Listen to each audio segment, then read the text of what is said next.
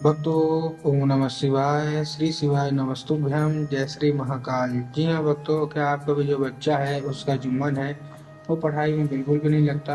आप लोग बहुत ज़्यादा परेशान हो कि आखिरकार ऐसा क्या हो गया है जिसके कारण हमारा जो बच्चा है वो पढ़ता नहीं। जब भी आप उसको पढ़ाने के लिए बैठाते हो तो इधर उधर के कामों में लग जाएगा। कहीं खेलने चला जाएगा, कहीं घूमने चला जाएगा, कहीं कुछ करने लगेगा, लेकिन पढ़ेगा बिल्कुल भी नहीं। आप लोग को भी समझ में नहीं आता कि आखिर ऐसा क्या हो गया जिसके कारण हमारा जो बच्चा है वो नहीं पढ़ता। तो आपको परेशान होने की कोई भी आवश्यकता नहीं है।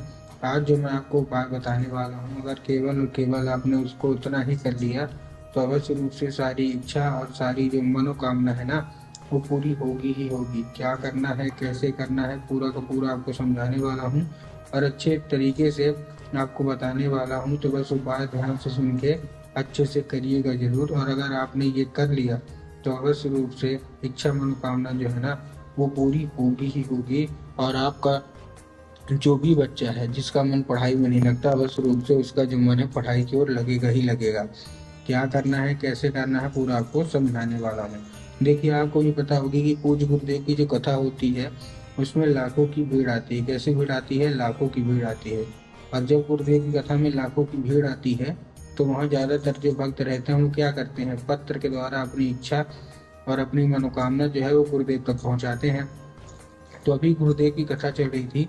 आज से 5 से 6 महीना पहले की बात है। गुरुदेव की क्या है, कथा चल रही थी और गुरुदेव की कथा में लाखों की भीड़ आई। अब जब गुरुदेव की कथा में लाखों की भीड़ आई तो वहाँ ज्यादातर जो भक्त थे ना उन्होंने क्या किया, पत्र के द्वारा अपनी इच्छा और अपनी मनोकामना जो थी वो गुरुदेव तक पहुंचाई। अब जब गुरुदेव के पास पत्र पहुंचा और गुरुदेव ने पत्र पढ़ा तो वहाँ गुरुदेव ने देखा कि ज्यादातर जो भक्त हैं उनकी क्या है, केवल केवल एक ही इच्छा और एक ही मनोकामना है। क्या कि गुरुदेव, हमारा जो बच्चा है उसका जो मन है ना वो पढ़ाई में बिल्कुल भी नहीं लगता। कृपया करके कोई उपाय बता दें ताकि हमारे बच्चे का जो मन है वो पढ़ाई की ओर लगने लगे और पढ़ाई की ओर आकर्षित होने लगे। हम लोग बहुत ज़्यादा परेशान है। हम जब भी उसको पढ़ाने के लिए बैठाते हैं तो कहीं कुछ करने लगेगा, कहीं कुछ करने लगेगा, लेकिन पढ़ेगा बिल्कुल भी नहीं। हमने उसको क्या कुछ नहीं किया, बहुत अच्छी उसको स्कूल में डाल के रखा है, बहुत अच्छा उसको कोचिंग ट्यूशन दे रहे हैं, हर एक तरह की सुख सुविधा दे रहे हैं, लेकिन फिर भी जो बच्चा है ना उसका जो मन है वो पढ़ाई में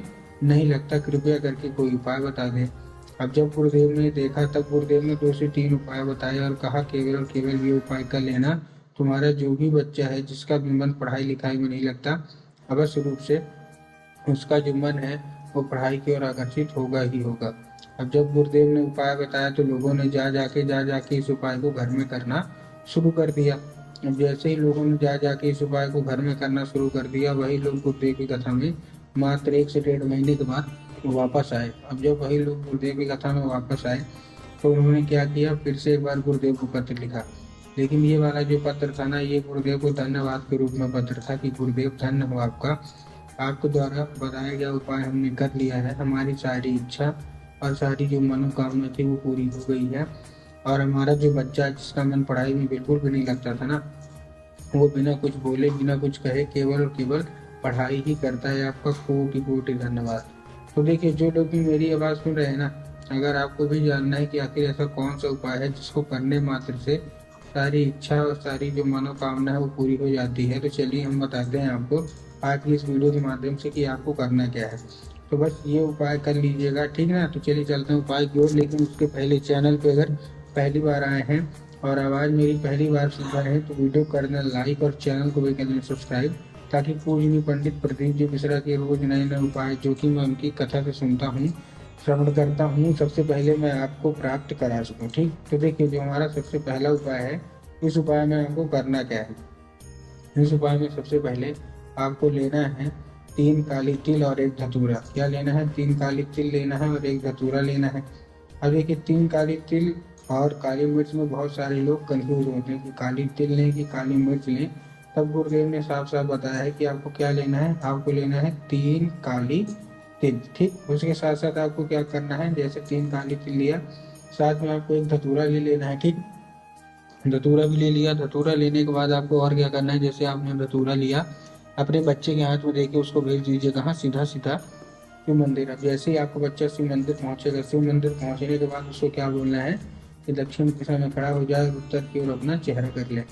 अब देखिए दक्षिण और उत्तर में ना बहुत सारे लोग कंफ्यूज होते हैं कि दक्षिण क्या है उत्तर क्या है, हमको थोड़ा साफ साफ बताओ। तब गुरुदेव ने साफ साफ बताया है कि आप जिस भी शिव मंदिर जा रहे हो शिव मंदिर का जिधर साइड जलाधारी होगा आपको अपना चेहरा उधर साइड करके खड़े हो जाना है। ठीक, खड़े हो गए। खड़े होने के बाद आपको क्या करना है, एक नाम लेके, कौन सा, महादेव का बहुत ही सुंदर से नाम है श्रम्भेश्वर महादेव। तो आपको करना क्या है, आपको श्रम्भेश्वर महादेव का नाम लेके और उन्हीं का स्मरण करके आपको क्या करना है, चुपचाप अर्पित कर देना है बस। पूज्य गुरुदेव कहते हैं कि अगर आपने श्रम्भेश्वर महादेव का ये उपाय कर लिया तो अवश्य रूप से सारी इच्छा और सारी मनोकामना जो है ना वो अवश्य रूप से पूरी होंगी ही होंगी और आपका बच्चा अवश्य रूप से पढ़ेगा ही पढ़ेगा। ये था हमारा पहला उपाय। अब हम चलते हैं अपने दूसरे उपाय की ओर। अब देखिए जो हमारा दूसरा उपाय है उस उपाय में आपको करना क्या है, जो हमारा दूसरा उपाय है इस उपाय में जितने भी माताएं हैं आपको लेना है लाल फूल। क्या लेना है, एक लाल फूल लेना है। और लाल फूल लेने के बाद आपको ध्यान रखना है कि कहीं से कटा फटा ना हो। इस उपाय को और करने के लिए आपको क्या चाहिए, इस उपाय को करने के लिए आपको सबसे पहले क्या चाहिए, आपको चाहिए माता सरस्वती की फोटो। अब देखिए अगर आपके घर में माता सरस्वती की फोटो या मूर्ति है तब तो अच्छी बात है, लेकिन अगर आपके घर में माता सरस्वती की फोटो या मूर्ति नहीं है तो आपको बाजार जाना है, माता सरस्वती की फोटो या मूर्ति घर लेके आना है और उनको स्थान देना है। ठीक, दे दिया स्थान। स्थान देने के बाद आपको करना क्या है, शाम के वक्त में जब भी आपके घर में पूजा पाठ होती है तो आपको जो लाल फूल है वो क्या करना है, उठाना है और माता सरस्वती को अर्पित करना है और माता से उसको औषधि के रूप में मांगना है कि माता कृपया करके हमको इसको औषधि के रूप में प्रदान करिए, हमारा जो बच्चा है वो बिल्कुल भी नहीं पढ़ता। अब क्या होगा, अब वो औषधि का रूप ले लेगा और आपको भी पता है कि माता सरस्वती को ज्ञान की देवी कहा जाता है।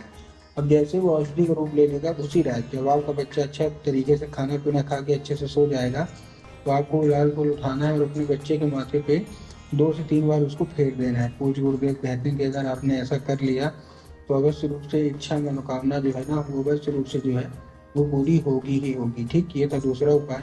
अब हम चलते हैं अपने तीसरे और आखिरी उपाय की ओर। एक तीसरा और आखिरी हमारा उपाय है, इस उपाय में आपको क्या करना है, तीसरे और आखिरी उपाय में आपको लेना क्या है, पान का पत्ता लेना और पान के पत्ते के ऊपर आपको शहद का लेपन कर देना है। जैसे आप शहद के लेपन करेंगे, शहद के लेपन करने के बाद आपको क्या करना है, जैसे आपने शहद के लेपन किया, शहद के लेपन करने के बाद आपको लेना क्या है, उधर पान के पत्ते में शहद के लेपन कर दिया, शहद के लेपन करने के बाद अपने बच्चे के हाथ में देख उसको भेज दीजिए कहाँ, सीधा सीधा शिव मंदिर।